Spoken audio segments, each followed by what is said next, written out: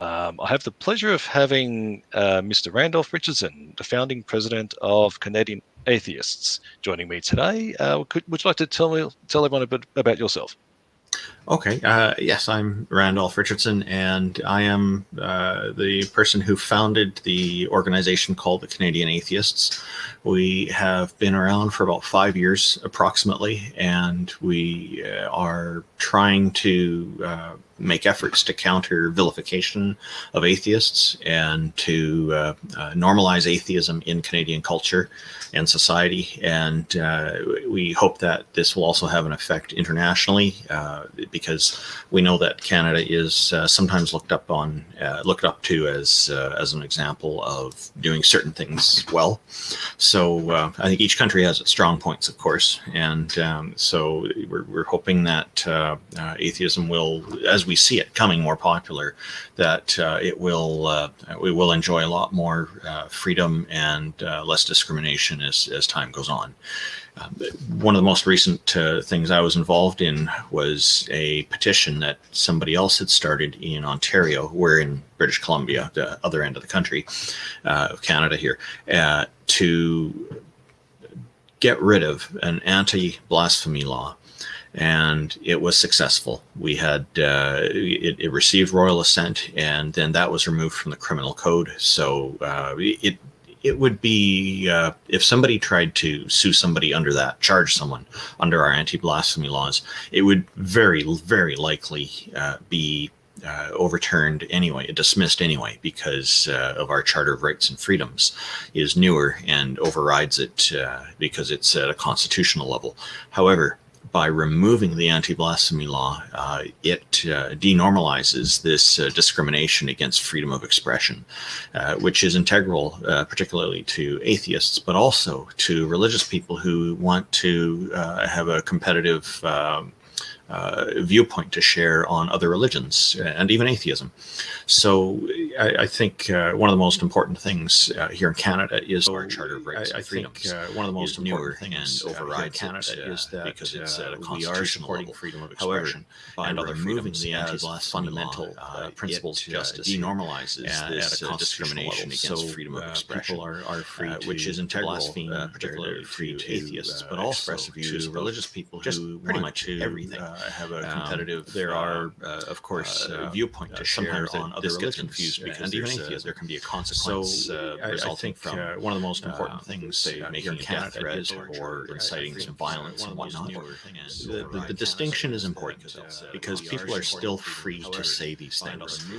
It's just that being part of Canadian society, either as a visitor or as a citizen, there can be a consequence to those things under the law because there are certain actions that can be illegal here. So instead of our laws being structured saying you can't say this, you can't say that, it's more consequences. So it ties responsibility to certain things. For example, somebody in business is certainly free to present, advertise, market their products in any way that they see fit and in any language that they wish to use. Now, if those products are being marketed, being misrepresented, being marketed in a fraudulent manner, they're claiming they do something that they don't, or they're claiming that they don't have an effect that they do have, which could be a negative or a positive effect, then that is misleading advertising. And there are regulations under our Competition Act that do put some restrictions on this in the manner of consequencing it. So if you are doing this and you get caught with this, then of course you will be held responsible. You will be held to account for that. So so this is where some people I find will, in debates about freedom and whatnot, will conflate these and say, well, that one's saying you can't do this, but no, it's not. It's just saying there will be a consequence if you do this. So you're going to be in business. There's a reasonable expectation that you have expertise sufficient about the products that you're selling to market them accurately. Sure. For the well-being of the general public. I think we're echoing a lot online as well. So I'm not sure if we should keep going. It's I think saying you can't do this. RJ is there confirms it's people hearing very an much echo? echoing. Yeah. I can try to bring up the stream and tell you if I hear an echo. Reasonable expectation that you have expertise sufficient about the products that you're selling. I think we're echoing a lot on. For the well-being of the okay. So I remember you turned on a lot of the different audio. I think we're inputs. echoing I wonder if maybe a lot they all need to be on turned on. online as well. I don't mind if you want to take a look. We can wait. So This I'm video not can always sure be if we kind of cut up later, I guess. Yeah, sure. Thank you. I'll have another little look here. I'm patient. I have time for this. It's fine. Yeah. I can try to bring up the stream and tell you if I hear an echo. Reasonable expectation that you have expertise sufficient about the products that you're selling. I think we're echoing a lot. I like Doorknob Head's comment. Extremes of blasphemy. Can I play? You turned on a lot of the different. Why not? We're echoing Maybe they all need to be turned on. Online as well. It is a human right, after all. I don't mind if you want to take a look. We can wait. This video can always be kind of cut up later, I guess. Yeah, sure. Thank you. I'll have another little look. I've wondered if an alien civilization from outer space came and started joining us here on Earth, if we would have to change the name human rights to something else to universal rights. That's right. It would have to be universal rights. I'm waiting for them to discover small life forms in the ice caps of Mars at the moment. So, that would be great. That sounds like a great solution. Do you have the YouTube video running in the background? I don't know, but I have Studio going in the background. So if I close that, universal rights. That's right. Maybe that will get rid of the echo. Because OBS is still running with StreamYard here. OBS is still working. So if I've got that off. I'll tune into your video again and tell you if I hear an echo. Let's have a look now and see if we can actually. I have Studio going in the background, so if I close that, I think that's what's happening. Is the video's playing in Studio there? I see. So that should be a bit better now, hopefully. Oh yeah. OBS is still running with StreamYard. OBS is still working. So if I've got okay, yes, that sounds like the echo disappeared. That's it. That's what it was. Excellent. And just in time for Doorknob Head to comment, pineapple on pizza, I win. There we go. Sounds good now. Excellent. Thank you, Doorknob Head. Thank you very much. Thank you. And I will say that when it comes to pineapple on pizza, that it's only acceptable when there's also ham.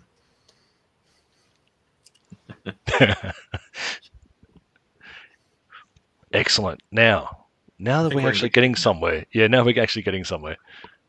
Okay. I guess I rambled a bit there. No. That's fine. No, this was the only thing I have to work on now is getting my display correct. But everyone can probably just see that now anyway. So we'll forge ahead. How about that? In the Grand Pioneer style. This is fantastic. So congratulations, you've got it working. Yes. I need a scotch. This was the image that was tweeted recently by an atheist, and if everyone can see that there. I know that atheist, by the way. You know them. Okay, look, I'm not going to name them. I've met him in person, and I found him to be a really nice guy, so I was quite surprised to see what he wrote. Okay, yeah, look, okay, sure. And look, we don't have to expose that. I'll leave that at your discretion. Okay. I think if we're going to be talking about it, I don't see a problem with people seeing what the controversy is about. You know, people should be able to decide for themselves, right? Yeah, look, absolutely. And this was part of the controversy. There was a big response to this image. Yeah. And I think it was how he framed it as well in saying, wow, you know, Hindu goddesses are very sexy. This is a great this will be a great choice. It's not the approach that I personally would want to use. I'll commit blasphemy, no problem. But I'm selective about the approach that I have. Other people use different approaches, and one of the things about freedom of expression is it's impartial to what is right expression and wrong expression. And it's important that it be that way, because we don't seem to have objective morality in the cosmos, as far as we know. And so, in order for, and if you take a look at major disagreements and conflicts that have arisen from those disagreements, where there is the most disagreement in history, we seem to have also leap ahead and progress. So it is, I think, freedom of expression, when available in its fullest, is one of our greatest progenitors of progress. Progress in medicine, progress in our laws, progress in our rights, and different things. So it is so important to have these things. We may not agree with what people are saying, or how they're saying it, but they still have the right to say these things, I think. And look, absolutely. And look, in that context, I was interested to also wonder. I'll pose this to you. Why fight for freedom of expression as atheists in relation to blasphemy and blasphemy laws, anti-blasphemy laws? Why fight for that? Well, if we don't have freedom of expression in our society, we don't actually have liberty. And with liberty, that includes having the right to think for ourselves, to form our own opinions, to associate with different groups. They can be religious groups or hobby groups of other topics, like collecting stamps and different things like that. It could be South Park fans. There could be all sorts of different things. And the list goes on. There are groups of people who practice sports and or are just fans of sports, and or they do gambling, poker clubs and whatnot. And in Chinese circles, there are mahjong clubs as well. It's a wonderful game to play, by the way. There's I believe that any kind of imposition on our freedoms is intrinsically anti-freedom, and the problem is if some of the things people say are censored, it raises the question of who's making that decision, and why can't I make that decision for myself? And why everybody should be able to make these decisions for themselves on whether something is acceptable or not. Like just now, I told you I wouldn't use the same approach that was used that we're talking about, and because I have a different preference, but I still want to hear what they're having to say and try to understand what it is they're saying. He is making a point. He is pushing on something that will very likely offend a lot of people, and that does light the flames for getting the discussion going. So Sure. There is a utility to it. If we are censored,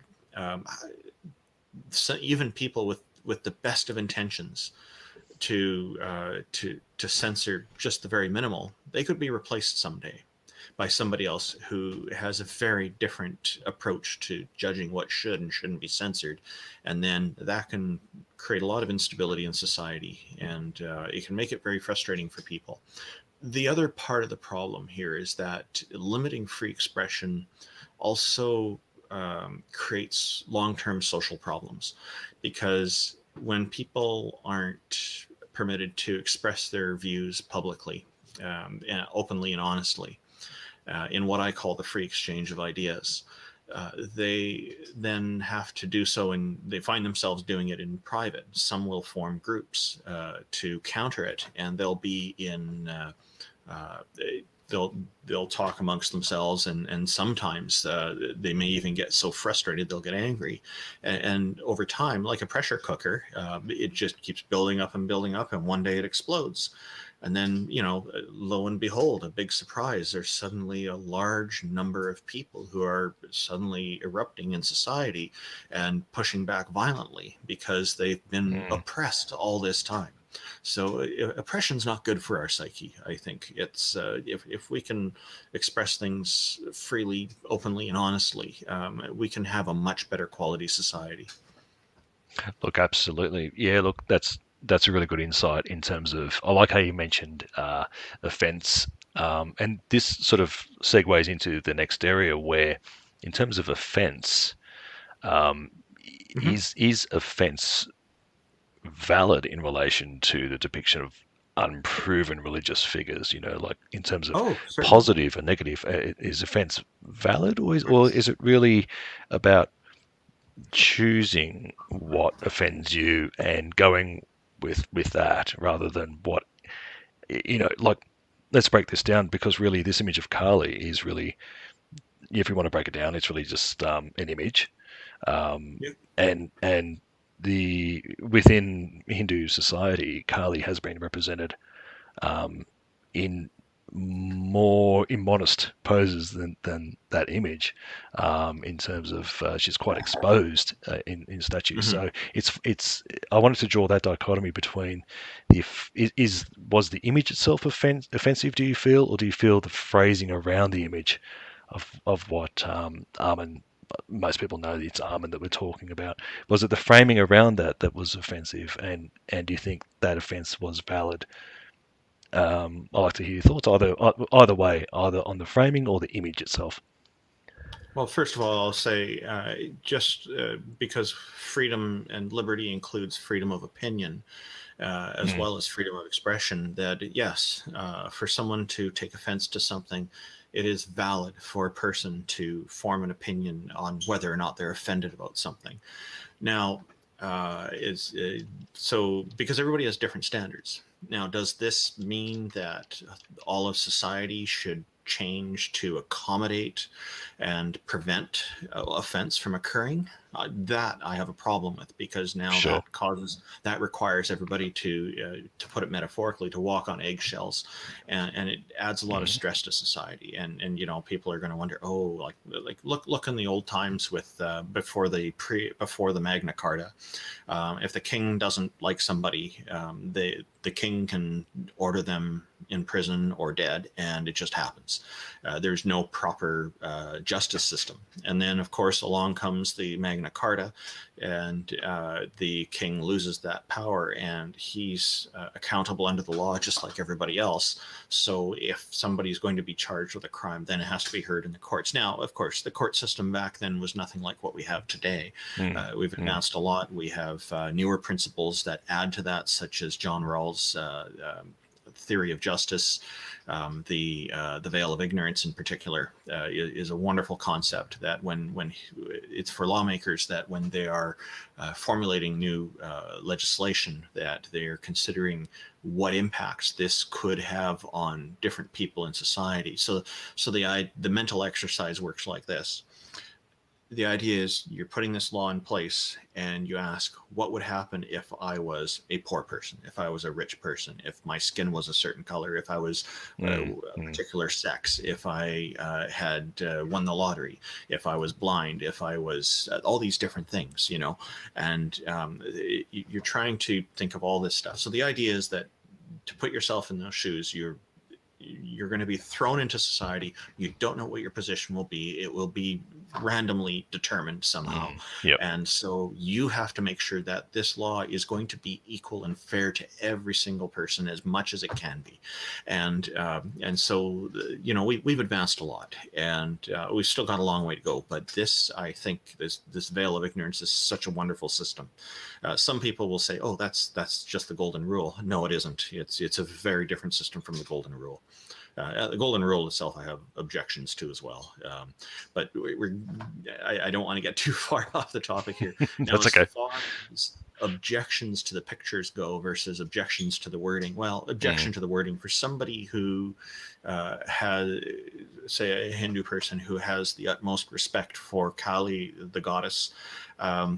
That kind of wording would be obviously very offensive too, or they're not going to like it. They won't approve of it, I'm sure. mm, Some of them who are more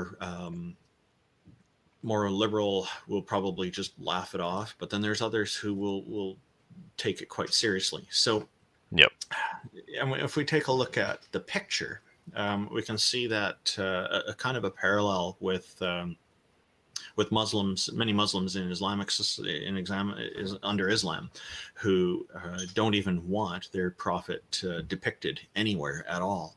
And one of the responses to that under freedom of expression has been the Dura Muhammad Day that people participate in every year. Yes. And they're Yes. pushback against it every time. And some Yes. governments, the politicians are lost. They're confused. Oh, they don't know what to do. And it tells me that they really don't understand what freedom is supposed to be. And they don't understand it fully. So with Callie now, there's no issue as far as I am aware with depicting Callie. I think this is pretty unique to Muhammad the Prophet. But there are, throughout the history of Hindu art, it is not uncommon for her to be depicted naked. And one of the reasons she's often depicted naked, it turns out, is that it represents her association with nature. Because one of the things that Kali is lesser known for is as a preserver of nature. She's a feminine energy, which some feminists regard as kind of Kylie as a role model for. She's also a goddess of creativity and a goddess of fertility. So those are the lesser known things. The thing she's better known for is being a goddess of death, of time, of doomsday, of sexuality, and of violence. And I think it was about 600 BCE before she was really kind of the sexuality aspect of her character came into play, if I remember correctly. So she's actually kind of a cool goddess to look into and do research on. She is absolutely, and there are many aspects to her, and that's why I thought the reaction to this was quite incredible. I thought it may have been more likely that people were more offended that an atheist was perhaps saying this. I don't know about that because my experience in interacting with Hindus over the years is that they're usually not too bothered by, or even bothered at all by people not believing in deities, atheists. But where I find their people seem to be more concerned is in the Christian and Muslim camps and Mormons and whatnot, who seem to be more concerned with that. And when we take a look at the religious scriptures, we see in the Abrahamic religions that there are actual edicts to commit mass killings of all atheists. Yeah. Yes. Now, they don't always say atheist specifically. They'll just say those who don't believe in that deity of the Christian deity or the Muslim deity or Islamic deity or the Mormon deity, etc. Excuse me. But what they are saying in effect is, in a more broad way, anybody who doesn't specifically believe in their deity. So that includes atheists, that includes people in competing religions as well. And there is that. So I think when you're asking if people are offended by the words or offended by the picture, it's actually very smart of you to differentiate between those two things, because I suspect, given Kali's history in Hindu and in the Indian culture, that with the nude depictions as they are already, that I don't think it will so much be the picture that's a problem. I think people are mostly going to be about the attitude being expressed toward her, because this is a new experience for a lot of them. They probably aren't used to it. Like, these deities really don't, in Hinduism, don't really get that much attention over the years. It's a lot of focus has been on Muhammad and Jesus and Allah and Yahweh and some others, right? So yeah, very true, very true. It's a new experience for them. So we're going to see some new kind of eruptions happening. Yes. Sure. Yeah, look, absolutely. Which is why I was inspired to have this discourse, because it was something that I thought, wow, they've really taken some offense at this. To go down another track then, what about extreme views at either end, as in pro-blasphemy laws, anti-blasphemy laws, and are theists say, for example, validated to kill someone for blasphemy?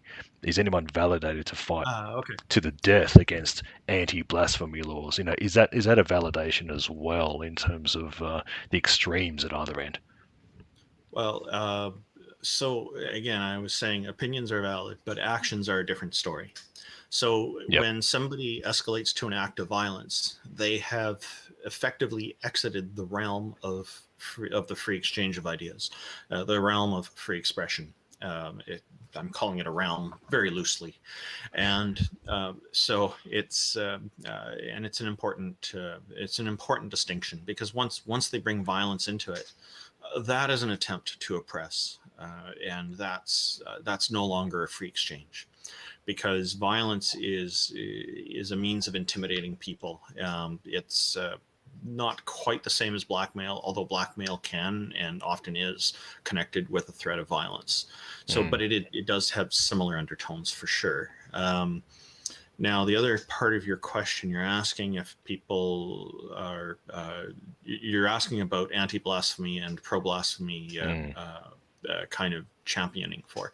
So people can express their opinions and promote whatever they want. They have the right to do that. I'm not going to agree with the people, obviously, who are promoting anti-blasphemy, and especially given my past participation. But with removing the anti-blasphemy legislation here in Canada, but they have. The people who are pro-blasphemy, we already have pro-blasphemy laws. Freedom of expression is a pro-blasphemy law by definition, because it allows it. It's more broad. It's not specifically just blasphemy. But you see, in a society where you have the upper echelon, the government, that's using religion to control people, anti-blasphemy legislation will be very important to them, because then they can say, well, the law justifies it.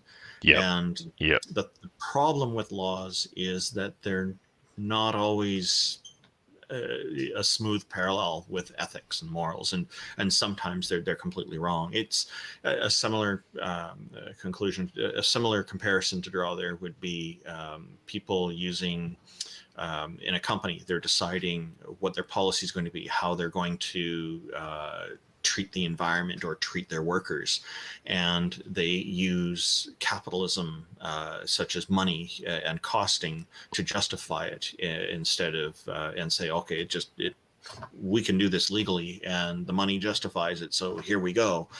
That's a problem, and they lose integrity when they do that. People won't trust them as having anybody's best interests at heart. So in a way, they kind of damage their own reputation by doing that, and once they've done, it's very, very hard to get that back.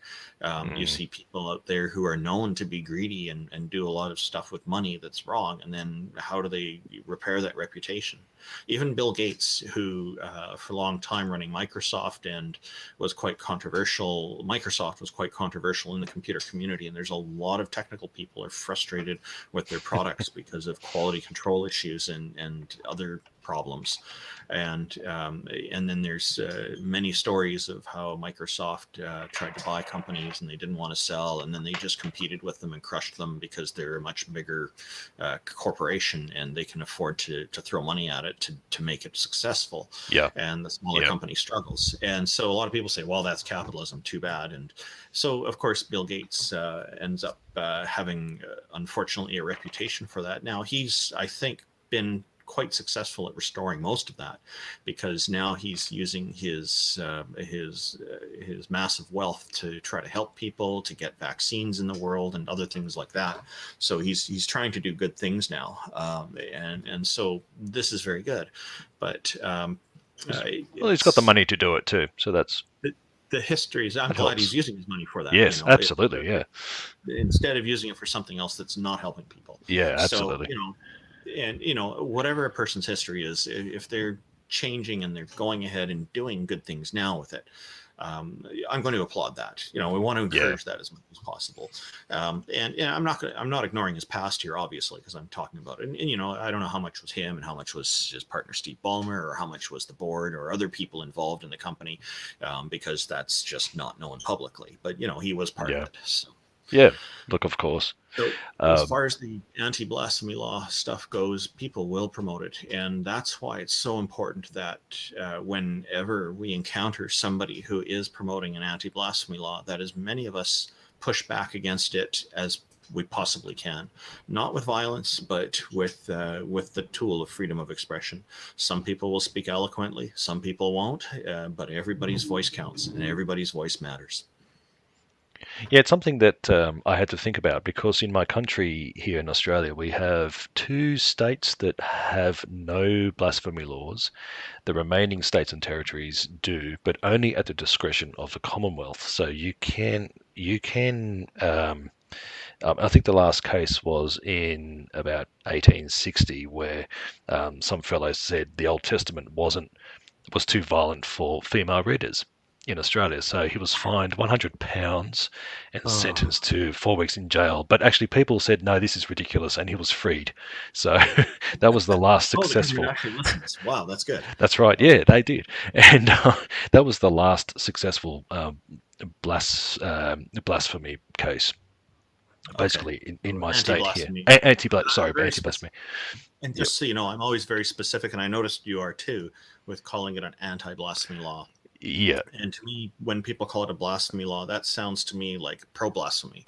But many people actually mean anti-blasphemy. So I'm trying to encourage people to use the word anti-blasphemy. So I'm so glad you're doing that already. That's fine.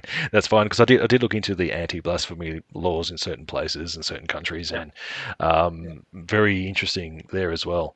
And look, this sort of ties into the next question here in terms of what do you think about the notion that the whole idea of blasphemy, do you feel that it's an emotional tie that fuels that notion, the notion itself, that this is purely an emotional tie to how, a deep set of beliefs that may have a deep emotional connection to someone subjectively? Is it that emotional tie that fuels this notion of blasphemy, in your view, or not? I'm sure for some people it gets quite emotional, because if you ever take a look at some of these churches where they like Benny Hinn, or he goes around and he flips his jacket and he's not even touching the person, and then they fall over and they're in a convulsion or whatever. Yes, yeah.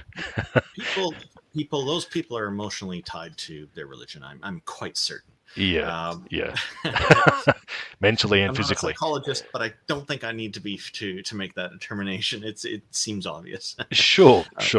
Even at the opposite end of that spectrum, where you could say someone who's very meek, very quiet, very meditative in their religion, would it be the emotional aspect that they would feel a need to promote blasphemy?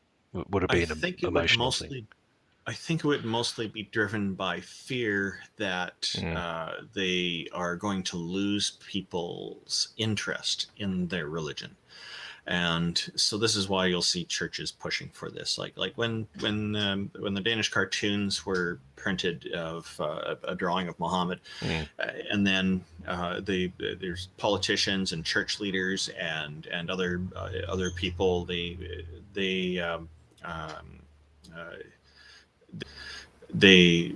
condemned the cartoons. They didn't condemn the acts of violence, and Christopher Hitchens talked about that quite a bit.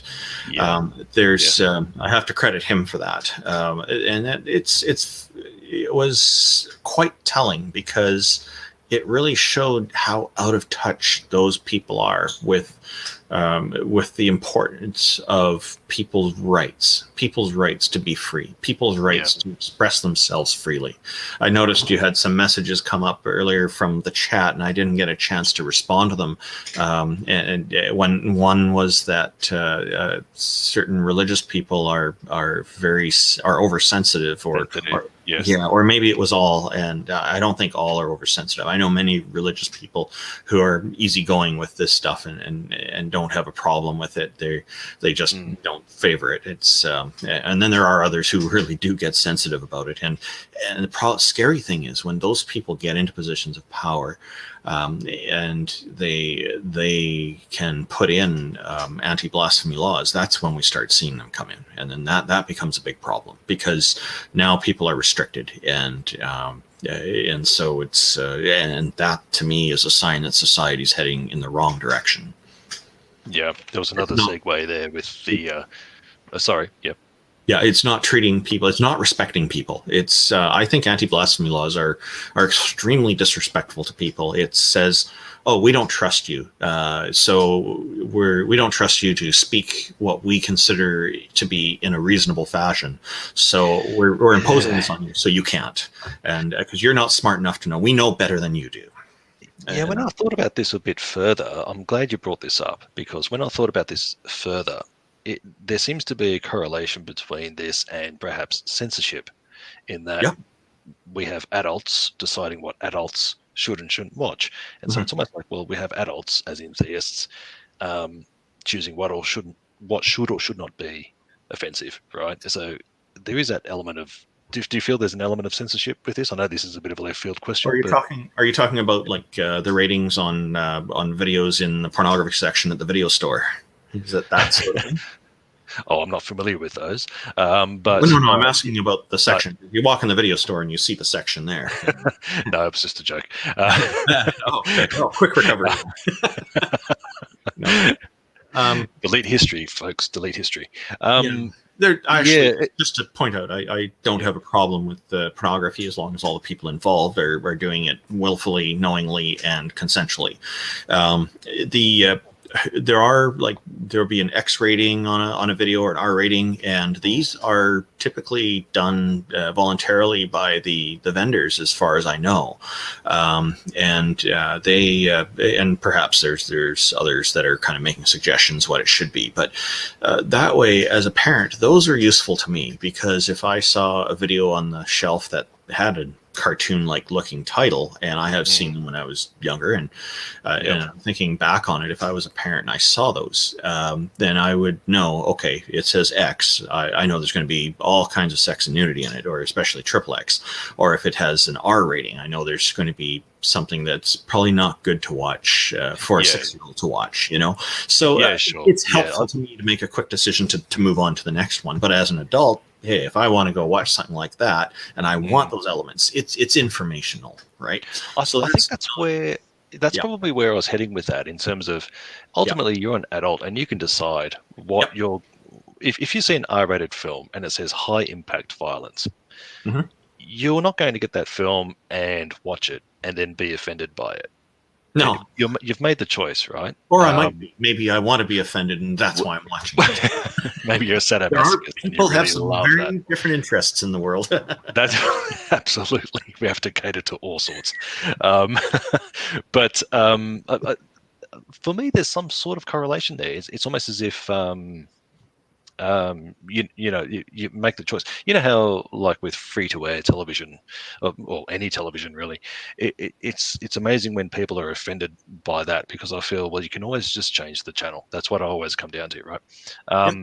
Sure, complain if you see something there, but I don't think offence should be. We've gone a bit off topic, but I don't know if offence is the right word for it. Shouldn't it really be just a complaint? I didn't like this program, so I'm going to complain about it, rather than say, I willfully chose this channel. I'm watching this channel. I'm offended by that. I could just switch away. It's another topic for another day, probably. Sorry. It's okay. It's fine. I think, and that's the thing about our freedoms is we're free to make these choices at any time. See, when it comes to being part of a religion, many religions will put a lot of pressure on people to not leave. And sometimes there are religious people who will say, oh, you have to, if you haven't been part of this religion for at least X amount of time, X number of days, weeks, months, years, whatever, then you can't call yourself that yet, and one of us yet. And so this kind of stuff does get practiced. Unfortunately, with atheism, there's nothing like that. There's no minimum time restriction, no minimum or maximum intelligence requirements, or anything else. And it looks like Doorknob Head is younger than he looks in his picture because he doesn't know what television is. Okay. His comment was, "What is this thing called television?" Television. Yeah. Oh, there's a X marks the spot in the bear cave from Robert. I guess there's something there, a joke I'm going to have to learn about. Another time. Okay. Sounds good. You touched a little bit before on Islam and Muhammad and cartoons, and that, of course, leads me to I didn't raise this with you in the questions I sent through to you, so you don't have to comment on this one, but there was an incident in France with Charlie Hebdo in 2015, 11 killed for the publication of cartoons of Muhammad, which, again, sort of ties back to that, is anyone validated in killing someone because of this? It's an unfounded theology, I suppose. Not an unfounded theology, that's probably the wrong way to put it, but it's a concept, really, isn't it, that we've got a la Muhammad. Muhammad, yeah, sure, there's proof for Muhammad, but this idea that he can't be depicted in anything. What do you feel about that? If that's the rule that they want to live by, fine. That's up to them. They're free to do that. But if they want to be part of our society, where we value things like freedom of expression and freedom of opinion and liberty and all that, you want to be part of our society, you don't get to come here and make those kinds of rules. That's you're going to be, and I think one of the challenges is it's hard for people that come from a society where that's the norm. And so when they come to Canada or the US or anywhere else like France, and they suddenly see these things, what they're accustomed to in their country would be some kind of action from the law to put a stop to that. And of course, some of them obviously are taking the law into their own hands, and they're administering lethal violence. That's not acceptable in a modern civilized society like France or Canada or the USA or Australia or many other countries. And so what needs to change to make things make it so that people can transition more smoothly is that part of the immigration process really needs to include some kind of orientation classes that say, look, these are the values in our society. This is what freedom of expression means. People can talk about anything. And the idea is, if you don't like what they're saying, freedom of expression guarantees your right to also have a response. And then conversations and discussions can ensue, and this is all done with the best of intentions, and this is and these are foundational to our society, philosophically and legislatively, that are so important to important parts of explaining why our society is such a nice place to live, a desirable place to live. We're not perfect. Yeah. We have our challenges here too, but at least this one's not one of them. At least we do have the freedom to talk about these things and publish the things we want to publish.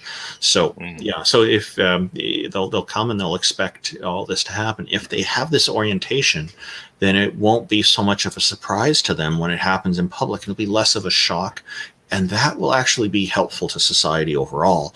And perhaps we'd see a lot less of these kinds of problems. You're still going to get some crazy people come across and do this anyway. But maybe it'll reduce it at least somewhat. And I think it's a very important effort, because what I found out is that there's a word for freedom in Arabic that means mostly freedom except for what Allah wants you to do.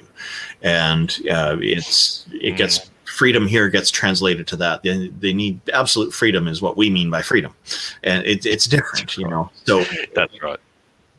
So that's right. And, yeah, it's free within the confines of Islam, and that's what some people have told me that came from Saudi Arabia and other countries where Arabic is spoken, and their backgrounds are there, and we've talked about this privately, and they've told me about this stuff, and they've even told me about there's a funny thing with a lot of the teenagers in some of these countries.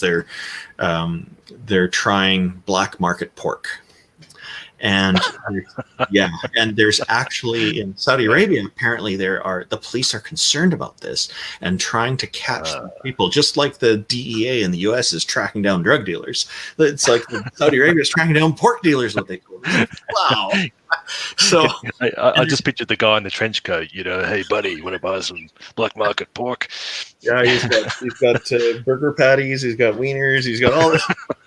Can I just get a Rolex like the old days? Yeah, that's a great image. Somebody should do that. I'd love to see it. That'd be funny. What about education? I mean, what about, you know, education of history, particularly the history of France? I mean, they were under Catholic rule for quite a long time until they sort of progressed through to, you know, the 1945, I think, was when everything became a lot freer for them. So I think education, more of a holistic education of history as well, would help, wouldn't it, in that regard, in terms of people understanding societies? History is one important part of education, most definitely. And it's important that the history be more pervasive in the areas that it covers. It needs to cover, a lot of the time I've heard people talk about world history being taught in their own country. It happens here too, but mostly it focuses on the local country. If it's a world history course, it should be about everything as equally as possible, and then you have local history. It should be divided up like that, I think, and it's not. The other thing that needs to happen is education. Also, you need literacy, you need logic, you need philosophy, you need mathematics, you need history, of course, as you mentioned. You need arts and perhaps drama, which is also very important kind of art in different. Art is very important. It's part of the vehicle of free expression. It is one of them, and you have your sports programs and all these different things going on. It's very important people grow up with this well-rounded education in these different areas, and computers, obviously, a typing class. Now, I think all those subjects should be taught starting from kindergarten. Yes, you can teach philosophy to kindergartners. Yes, you can teach logic to kindergartners. There'd be very basic level stuff, but you start on that, and such courses don't have to be as extensive as the others, like math and everything else. And English. Like critical thinking often falls under English classes or language classes, which is very important. It's actually a very good fit. A lot of people will think, oh, this actually, critical thinking and skepticism would be more like critical thinking more for would be more under logic and mathematics. It's natural for a lot of people to assume that, but it actually makes sense that critical thinking be taught in English class or language class because it really goes well teamed up with the reading comprehension. Because part of comprehending what you read means taking a critical view on things too, and questioning what you're doing. And doubting, is this true, what I'm being told? How can I check this out? And that's an extension of the comprehension. So these are very important things, and teaching all this is essential. Now, there are religious schools, unfortunately, they teach that for the critical thinking components when they are present. Unfortunately, many of them will teach that there are always exceptions, and one of the exceptions is whatever deity they worship or prophet they worship. So people come out and they're fairly quite well trained on logic and whatnot, but they're always thinking that exception is there, and it sneaks in that way. It's insidious that way, and that's a problem. That's why we need to have a federal standard in this sort of thing. We generally have that here in Canada. We're pretty good, and then provincially they add to it, and here in British Columbia, they've last 10 or 15 years gradually been adding more critical thinking to the classes and to the whole curriculum. That's fantastic. Yeah, and it's, I'd like to see them go at a faster pace, but I'm glad they're doing it at all. It's fantastic. Yeah, so, that's amazing. That is a really critical element of this as well, especially in terms of blasphemy as well, because obviously if someone writes something, there's libel, there's blasphemous libel as well. And when people come out of school, out of education, with the tools of critical thinking, logic, and philosophy, and all these different important skills, then they're able to use them when expressing themselves freely and responding to others who express themselves freely.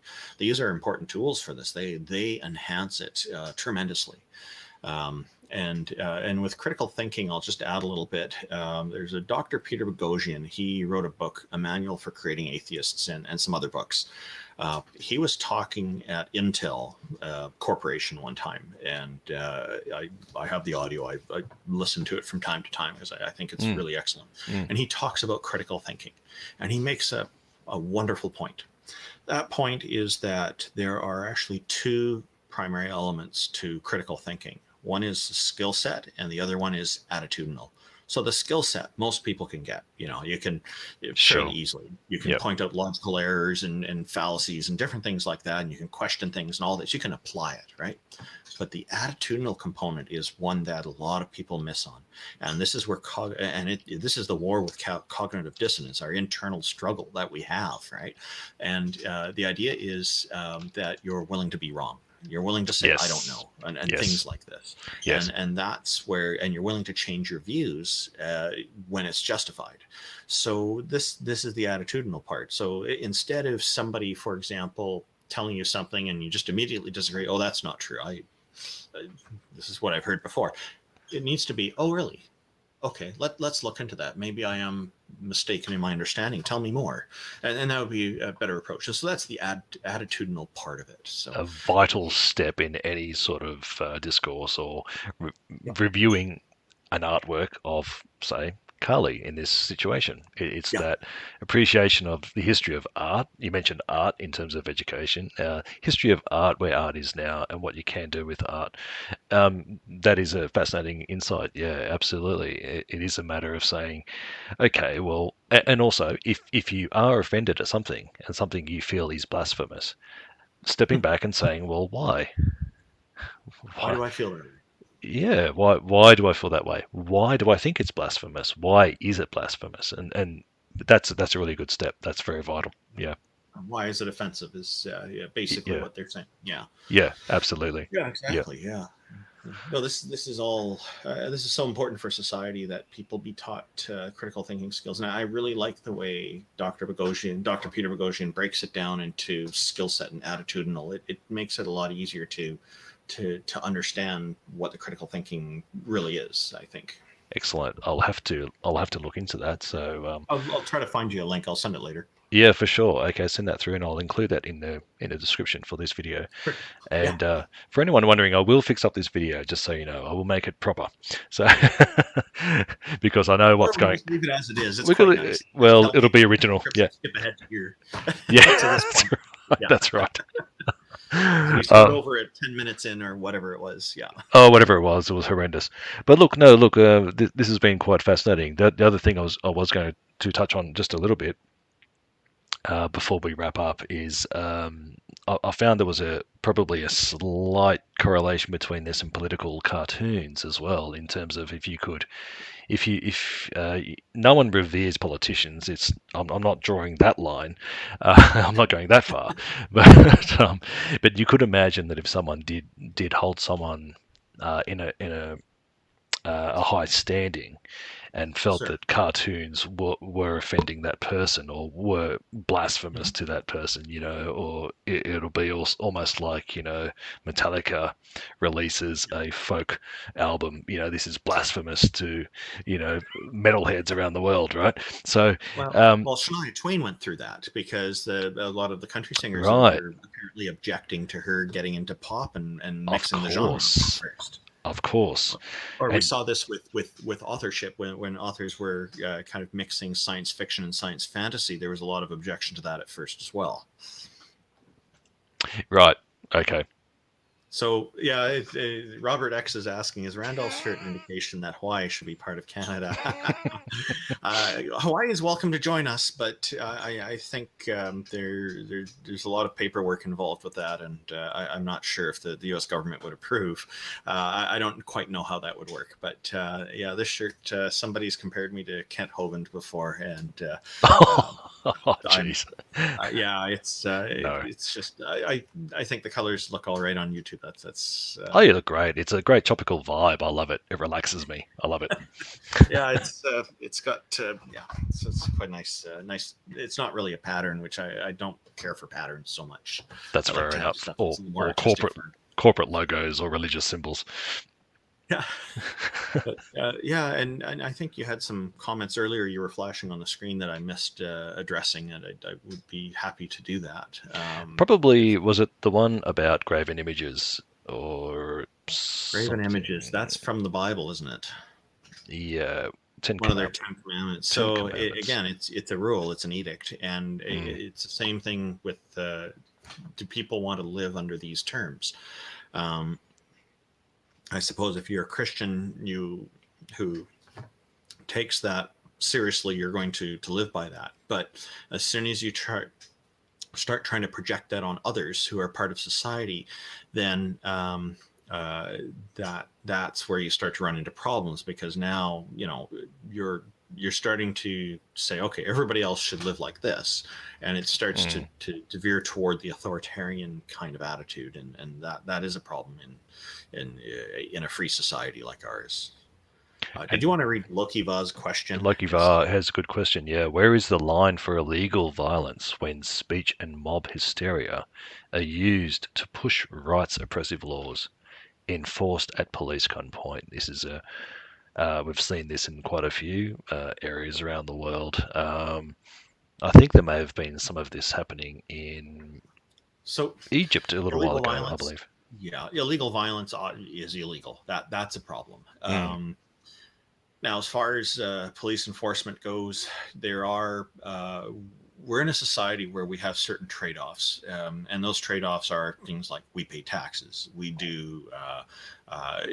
make sure that we follow health regulations when we're serving food to customers in our businesses. If we're a food supplying business and like a restaurant or something, or in our yard, we make sure we get the proper permits before we build a whole new house or something, and we call before we dig so that we don't break a gas line or something and have a bigger problem and put other people at risk. So there's stuff like that. We make sure our house has proper wiring and whatnot, so that it doesn't catch fire and cause possible problems for our neighbors as well. Public safety issues. We have police, fire, and ambulance services and whatnot. So these things need to be paid for, and so a lot of time or a number of times I've come across people saying, well, they're basically forcing people to pay into that and they're against it. And so, well, but you're benefiting from having these nice roads and a sewage system that's run by public works that we look in the old times in England and people dumping buckets of this stuff out on the street, and hopefully you're not below it when it hits, and they have pigs running around to clean a lot of it up. We have public works doing sewage to keep this out of our noses and out of sight and all this stuff, so we don't have to smell it, we don't have to look at it, and we have a much more pleasant living environment. I'm okay with paying some taxes for that. I'm okay with my taxes going to pay for education for everybody's children, whether or not I have children, and because these things are all beneficial to our society. So when by living in the society, one of the trade-offs is I reap the benefits of being in this society with Medicare and all these other things, but at the same time, it has to be, there's a cost associated with it. So I need to contribute as well. And in the case now, we contribute with money. Maybe in the future, it'll be some other kind of currency. And maybe hopefully not capitalistic so much. Sure. Yeah, and so, and maybe people listening to this video 2,000 years later or so are going to be laughing about this. Oh yeah, we actually have something different now. Hopefully that's where they're at. So, yeah, Sure. like the forward thinking there. Yeah. So, this is all very important. So when somebody doesn't comply with these regulations, and the government needs to step in to make it happen, and they'll either they'll approach people and say, okay, you need to do this, and the person says they refuse. Then they say, well, then it has to happen, and they're going to come in. The government's going to come in and do it. Somebody's not maintaining their place properly, and it's creating a health hazard because sewage is going out onto the street instead of through the pipes. So the government's going to come and fix it, and you're saying, okay, you can't come on your property and fix that. And then, okay, so now they call the police and say, help us here. We need to make sure our workers can get in here safely and do this. And the police will go talk to them and try to make it happen. And they still resist. Okay, out come the guns or whatever approach they need to use for that. So, and that's how we maintain a civil society, is by using a gentle approach first and say, hey, we need to do this and all this, and try to reason with the person first. Unfortunately, a lot of people have this image that if they don't pay taxes, their house is going to be surrounded by, and they're going to be forced to pay at gunpoint or lose everything. And in the long term, ultimately, this could eventually happen. But yeah. So, can you read Andrew T's comment? Well, Andrew T says he's from the future, and they have something different now. You're welcome. There you go.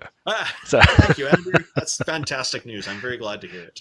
Good news from the future. There you are. Yeah, he looks like he's wearing a futuristic hat there and everything. It's I believe him. And your shirts look good, by the way. There's a lot of feedback on your shirts. They look good, better than on Kent Hovind. So. Oh well, thank you very much. There's no serial number on them. Put it that way.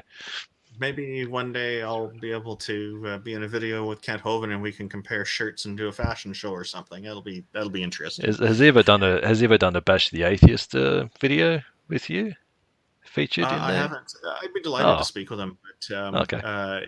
He's very strong on the creationism aspect of stuff, and I'm not strong on biology and evolution. So I would need to be teamed up with somebody, unless he wants to cover a different topic that we could go on. We got to pick our specialties, and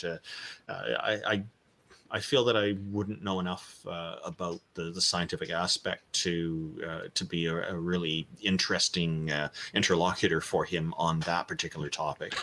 But other topics I'd be happy to discuss with him. But yeah, so what I was talking about, the trade-offs of society, we do have that. And so there are people who talk about going off grid and all this kind of thing, and they don't want to pay any taxes. And it's just, if people suddenly all stop paying taxes, where would our society be? We'd be now, a whole bunch of people are going to be privately running all these things, and eventually going to need to form their little governments, and it gets bigger and bigger. And what a blasphemous thought there, Randolph. Well, hey, South Park covered this. They have an episode with Walmart. It got so big, and then they burnt it down. And then this little drugstore guy, his business got bigger and bigger, and eventually as big as Walmart was before. And then they burned it down because it was big again. Right? This is the risk we run. We're going into that. I think there's a lot of wisdom in South Park. It's that's right.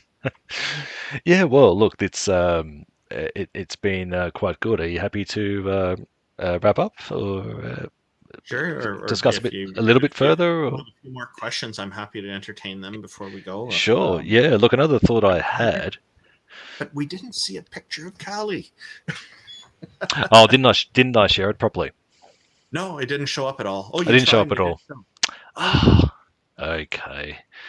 What I could do there is, I'll insert that. I'll do an edit and I'll insert the image there for future. Yeah. So the picture of Callie, let me see. Maybe I can share it and you can put it up for me with the StreamYard there. Let me just bring it up quickly on. I'll bring up the picture that you put up for the video. How about that? Let's see. Sure. Okay. Yeah. If you that'd be nice. Because then it'll give a bit of context to it. Here we go. Okay, so I'm going to share this, share my screen here, and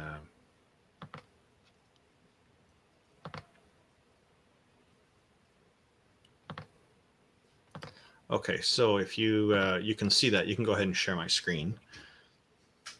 So this is the down the bottom there. We've got the add to stream. Yep. Okay. Yeah, sure. So there it is for a bit of context, and that was. So, yeah. So this is the picture everybody's concerned about, and she's blocked off a little bit by the title here, but I guess that's okay. Is that showing up on the screen for everybody? It's a thumbnail image. So this picture, of course, they're showing her being kind of flirtatious here, which is not typically what she's known for. So I can see where people are not expecting Hallie to be presented in that kind of fashion, to be possibly a little upset about that. Yeah, it's definitely a different look for her. She's definitely usually more aggressive and quite, yeah. Well, and don't forget, there's the lesser known factors that I mentioned near the beginning. Yes. Yeah, so that's why some additional research is required. There's actually a video about her that covers a lot of this, and I'll share that link with you as well. Sure, that'd be great. It's about a 10 or 15-minute video. It's great. They get into a lot of the details. Are you still sharing the screen? Yes. Okay, so just let me know when you stop, and then I'll take it off. What I'll do, I'll take that off now. There we are. We're back to. All right. We're back to as normal as we could be. All right. I think I know what's going on. My OBS is set to screen capture. I think that's what's going on. Yeah, no problem. So you've got it up there for people to see. So, yeah, I'm a very big believer in if people are talking about something, we should be showing the picture so people can make up their own minds about it. Yeah, look, absolutely. That was my bad there. I didn't manage to get that up there. I suppose the other thing as well is in terms of we can touch on very quickly. Sure. A very interesting topic was the whole Salman Rushdie incident with the satanic verses. This was another issue of blasphemy that was quite renowned worldwide, which ended up with the Ayatollah Khomeini. He basically issued the fatwa, against Salman Rushdie at that time. Put money down for it, and he's an official in the government. Yeah, it's really bad. Because he's not condemning the violence. He's condemning the author. And Salman Rushdie, who's not even a citizen of that country, was there's a fatwa issued against him. It's really, really bad form. It's like these people make very large claims for themselves. They're very, very arrogant. I think they think that their ideas should be respected all over the world. And I think people are more important than ideas. I just can't get on board with this idea that ideas should take precedence over people. It's not acceptable. It's people always have to be the number one, because it's people who are living and people who are struggling to get through life and make better lives for themselves generally. And look, I agree, and because ultimately all that was a fictional novel. It really was just a fictional novel that had allusions to Islam. And they're terrorist gangsters. They're putting out a hit on him. Basically, it's a criminal organization. They're all condoning that, and they're saying, he shouldn't have been that. Well, that's ridiculous. No, you don't get to escalate that to violence and then claim that you have the moral high ground. Absolutely not. No, it's an abomination. Absolute abomination.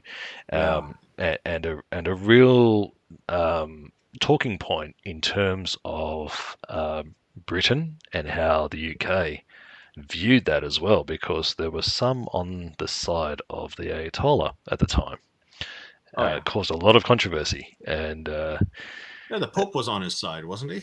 I think for a time. Yeah, and that's a competing religion. Like, what the heck? Yeah, that's a Super Bowl match you'd like to see. Idiots! This is your opportunity to point out how bad the competitor is, because they're doing something awful and you're not doing it. Why is that? You could have earned a few points and scored a few points, but it didn't go that way. Stuff they don't want to get pointed out for later. I don't know. I talk about Sorry, go ahead. No, it was absolutely bewildering at the time that this could have happened, and that's that element of the aspect you mentioned there, where the Ayatollah was shown this book, and basically told you should be angry about this. There was Hmm. no critical thinking. There was no critical reasoning. Oh, I've decided to be angry about it. It's a violation of human rights is that they're promoting. And given that track record, well, the track record of Saudi Arabia anyway. I wonder, why does organizations like the United Nations put them in charge of the Human Rights Commission when those countries they refuse to sign the Declaration of Human Rights? Yeah, It's unacceptable. That needs to be a definite criteria. If your country is not a signatory on the Universal Declaration of Human Rights, you can't be a voting member or chair of the Human Rights Commission. It's got to be an absolute rule on that. yeah. You put the brakes on it, and they didn't. And they came up with a pathetic explanation, an excuse for why they did it, and then they got in there for a second year. It's just they don't get it. They don't take the stuff seriously enough, and more people No. need to speak out against it. And the number of people who are speaking out, including Christopher Hitchens, who spoke vociferously against the fatwa against Salman Rushdie, was so important. And when this stuff happens again, I hope that more people will speak out against it. I certainly will. I'm against Saudi Arabia for having that law in place that classifies all atheists as terrorists. Yes. And then, Yes. of course, they're going to go to jail and get tortured and probably executed and all that, because that's Saudi Arabia's way. It's unacceptable. It was Richard Dawkins Foundation that first reported that, I believe. They discovered that. And Okay. Interesting. Yeah. yeah, that was good reporting, I thought. It's important to see these things and say, oh, look, they are systemically violating human rights by doing that. And I talk about earlier about people are offended by the picture of Cali being flirtatious and all that stuff. Again, that's their right to be offended. But that doesn't mean that we should stop doing that. Sure. Sure. I'm not, and to make it clear, I'm not actively encouraging kind of causing problems for people by doing these kinds of things. If people want to do that, that's their choice. The approach that I prefer is a more gentle one, to push back against the definite things that are a problem, and then just open gentle dialogue with people otherwise, and try to come to better understanding. Because I think through dialogue is to me, it's a really good way to go. But there are multiple angles that these things need to be approached from, and there are times where it is appropriate and it is necessary to really kind of shake people up and say, hey, you need to start thinking about this. We're in a country with different rules, and this is how we do things in a way. The difficult thing with that is, especially with Twitter, which isn't the best, it's a dumpster fire at the best of times, but the difficult part with that... You've seen the meme, you've seen the GIF meme for that, right? Yeah. Water and it's all fire coming out. Oh, it's great. The difficult thing with that is I tend to be the same way, and I tend to want to ask questions. Why do you feel that way? Why is that way? And you tend to get a very reactionary response, a very irrational response. And it can be really challenging to say, ask questions and try to find out what's going on underneath, why these people do get so upset with things. And it's very hard to draw that out, especially with Twitter. You have certain characters, lengths, and so on. But there is an element of that where you say, I'm the same way. I relate to you as well. I do tend to ask questions rather than simply attack. It's just a matter of saying, well, why do you feel that way? Why do you think that way? Sometimes it's either no response, or the response is way out of line and just goes off on different tangents that you never thought would have been brought up in normal circumstances, or even if you were face to face. Yeah, and I guess you're touching on the problem where a religious person will take personal offense to it when it's the ideas of their religion that are being challenged. Yeah. Yeah. Yeah, and what seems to happen is people will think that they'll be raised in a religion, and they'll somehow be convinced at some point that the religion is what embodies them, and it represents them. So they will take it very personally when their religion seems to be under fire, and that's a kind of that's a problem. I think a rather big social problem that needs a challenge. I should say more of a challenge than a problem. It leads to problems, but or it can lead to problems. But it's a challenge that we need to somehow find a solution to this that encourages people to kind of separate that and think, okay, these are your values, these are the things that you want to make part of your life, and okay, but the ideas are not you. You are an individual, and those are separate ideas, and you're free to take those ideas on and make them a part of you. But if someone challenges them, you need to be clear and understand that they're challenging the ideas. They're not criticizing you specifically. And this is that separation that seems very hard to tread into. And that's where street epistemology and things like that definitely play an important role. For sure. But we need to somehow get this idea out there and get people kind of thinking more about this and talking more about this and how much of that religion is actually you. If that, and get them to think about stuff like, if that you didn't know about that religion at all, you would still be a person today. You would just maybe some different values, but probably a lot of the same approaches to life and general attitude toward ethics and morals would probably generally still be the same. But if we go there, they'll get defensive because they are convinced that their morality comes from that doctrine. So they need to understand. Sure. Yes. We need to help them to understand that they've separate things, and they've got them all mixed together, and they need to see that they can look at them differently. Sure.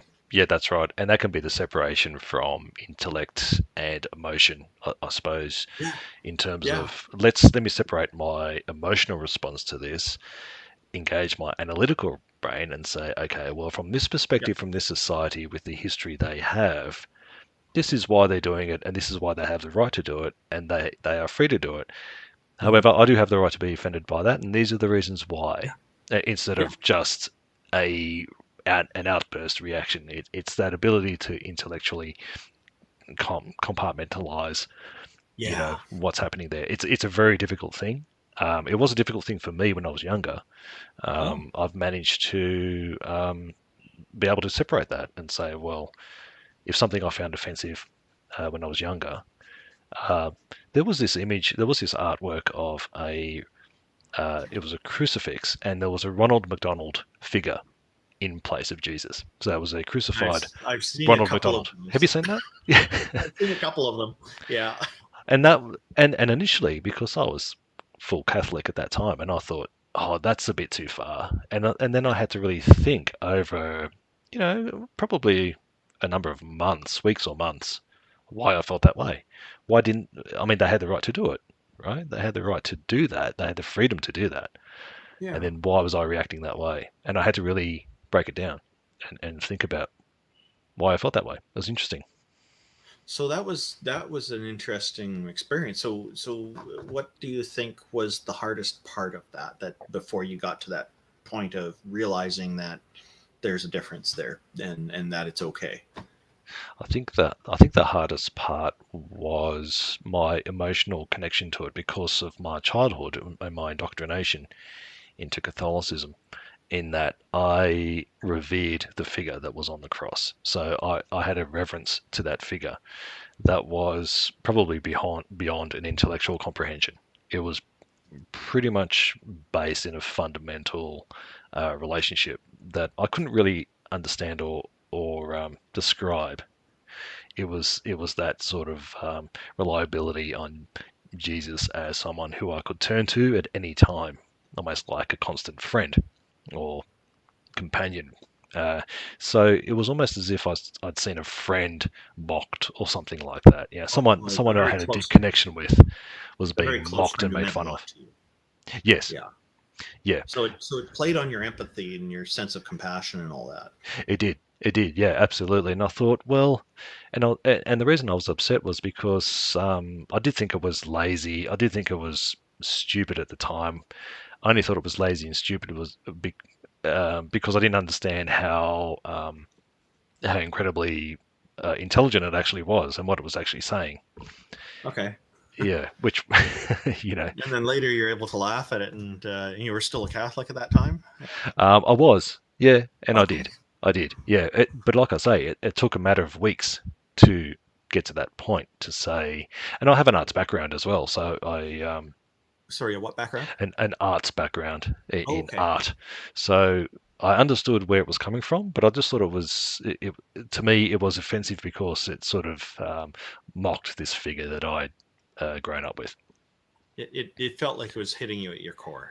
Yeah, exactly right. And a core that I couldn't really understand or comprehend or describe. It was just that thing, It was um, like an intuition. an intuition, exactly. That's probably the And best way to so put it. over this period of 2 weeks, it's as if, would you say it's as if you've developed a new kind of intuition? Oh, okay, that's interesting. Or just I got could rid of the old? I could probably put it this way. I was able to steer my intellect in a way that quelled the intuition. It was as a way of explaining it. I could explain it. I could say, oh, I feel this way because ABC. So it was a rational take rather than irrational. The rational kicked in and said, Yeah. if you think about it, you feel this way because ABC. I was able to break it down and realize that, well, in the end, it's just a piece of plastic on some wood that someone has fashioned into this shape. Sure, it has meaning, but then I realized what the meaning was.